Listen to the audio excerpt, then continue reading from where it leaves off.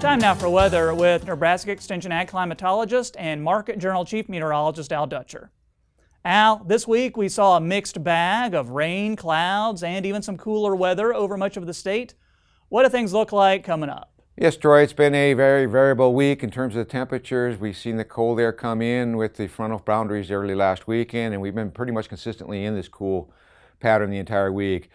Unfortunately for western Nebraska, or fortunately, depending on your perspective, we did see some precipitation as was predicted by the models. Unfortunately, it came more in the form of snow than was predicted by the models. We had some pretty significant accumulation in portions of western Nebraska. But overall, the benefits of the precipitation far outweighed the variety that it came in.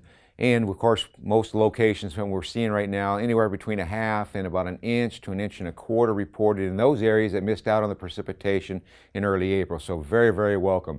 As we go forward in time, it does look like this cool pattern, unfortunately, is going to continue.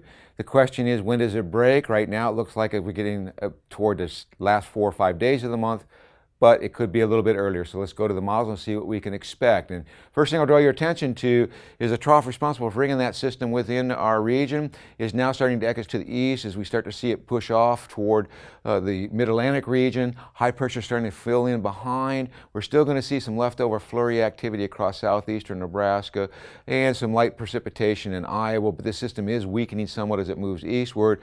By the time we get to tomorrow, though, we start to see the ridge try to build in ever so slightly into the region, a little bit warmer temperatures, basically back up into the upper 50s to the mid 60s range.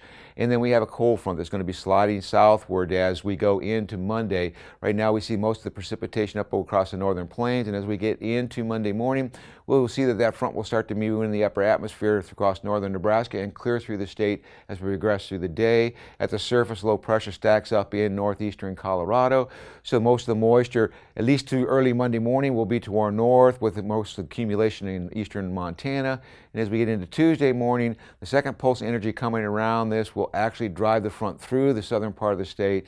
High pressure comes in behind it with some cooler temperatures, but we should see some precipitation form in the southern half of the state, and some light accumulations would not be out of the question considering if it occurs overnight. By Wednesday, this trough starts to lift somewhat toward the eastern seaboard. We start to see some warming conditions trying to build into the western part of the state. Now it won't get back to normal, but at least we'll be more into the 50s to the lower 60s. Most of the precipitation stays to the east of us. As we get into Thursday, another trough tries to push southward, but it looks like at this point in time, the coldest of the air will remain across northeastern Nebraska and points off to the Great Lakes. High pressure firmly in control, so you see the precipitation with the northern system. Southern system moves through the southern plains, it misses Nebraska and moves off toward the east. And as we get into Friday morning, another trough looks like it's going to pull some cool air down into the region as we go into Friday afternoon into Saturday morning, so that we start to see some lighter snowfall and precipitation that will break out, particularly during the overnight hours Friday night into Saturday morning. So kind of a little bit of everything you can imagine over this next week, but in terms of precipitation and temperatures, as we look even farther, that cold air starts to slide east. We see this lower probabilities of the cold occurring. Warmth in the west starts to build into our region. We do see a below normal precipitation indicated by the quantitative precipitation forecast, but there are some signs that at least some system will move through between the 25th and the 27th. So overall, cool conditions will continue.